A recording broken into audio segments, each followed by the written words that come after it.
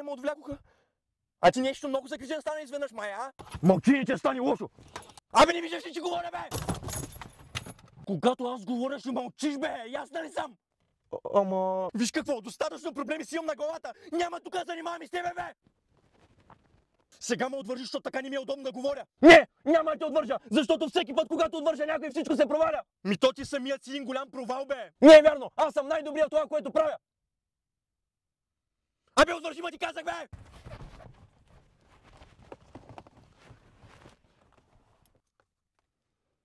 Ало! Да, добре съм, нищо ми няма. За разлика от тебе, миличък, аз мога да се справям сама в живота. И не чакам съвети от майка си. Мълчи, бе, принтер такъв! Знаеш ли каква е разликата между мен и теб? Че за мен се борят хиляди мъже, а за теб се бори само майка ти, защото си недоразвит, бе! Толкова си бавен, че някой, ако те гледа, няма да направи разлика дали си буден или спиш, бе! Откакто се появи в живота ми, започнах да вярвам в кармата, бе! С теб дори скандал не мога да направя като хората, бе! Само по телефона ти знае устата, а? А, не било така! Тогава ела да се разбере на живо, бе! Къде съм? Къде я знам къде съм? Някакви дървета има тука. Оф, чай малко.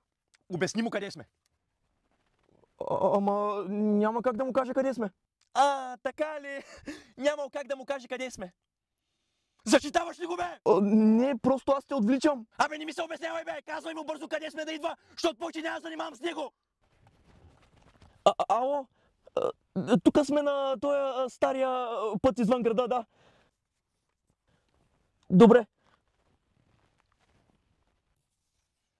Какво стана, бе? Какво ти каза? Каза, че до 5 минути идва.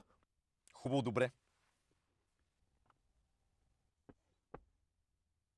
Какво ма гледаш, бе? Изчезвай от тук, чулен такъв. Ама аз те отвличам. Кой отвличаш ти, бе? Чувал такъв. Дам ти 5 минути да се махнеш. Да, добре. Един ми стига, не мога да занимавам и с още един.